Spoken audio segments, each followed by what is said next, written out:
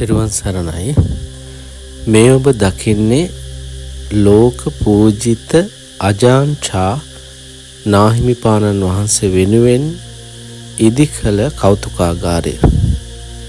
මේ කෞතුකාගාරයේ තියෙන්නේ තායිලන්තයේ උබෝන් කියන ප්‍රදේශයේ. අජාන්චා හාමුදුරුවෝ තායිලන්තයේ වනවාසී භික්ෂූන් වහන්සේලා අතර ඉතාමත්ම ප්‍රසිද්ධයි. ශිෂ්‍යයන් පැවිදි ශිෂ්‍යයන් දහස් ගණනක්, ඒ වගේම ලෝකේ පුරාම ගිහි පැවිදි ලක්ෂ සංඛ්‍යාත පිරිසක් අජාන්චා හාමුදුරුවන්ගේ භාවනා උපදෙස් කමටහන් අදටත් පිළිගන්නවා.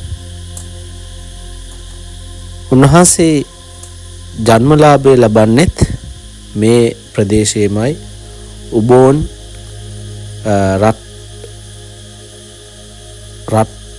රච්චතානි කියන ග්‍රාමයේ තමා උන්වහන්සේ උපත ලබන්නේ.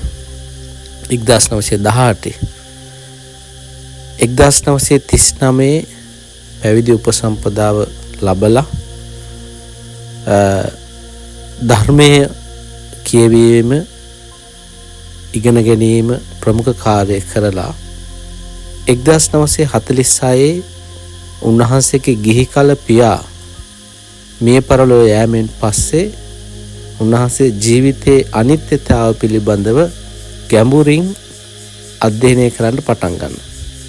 ඒ අනුව තමයි උන්වහන්සේ වනවාසී ජීවිතයකට හුරු වෙලා ඉන්පස්සේ ඒ තමන් භාවනාව හොඳට දියුණු කරගෙන ඒ භාවනාව දියුණු කරගත් ආකාරයේ පිළිවෙල තව බොහෝ දෙනෙකුට කියන්න පටන් ගන්නවා. මේ ක්‍රමය ඉතාමත්ම සාර්ථක වෙන යුරෝපයේ පුරාවටම අජාන්චා හාමුදුරුවන්ගේ භාවනා උපදෙස් පිළිපදිනවා. උන්වහන්සේගේ අපවත් වීමෙන් පසුව උන්වහන්සේ පරිහරණය කළ සියලු පරිස්කාරයන් මේ කෞතුකාගාරය තුල තැන්පත් කොට තිබෙනවා.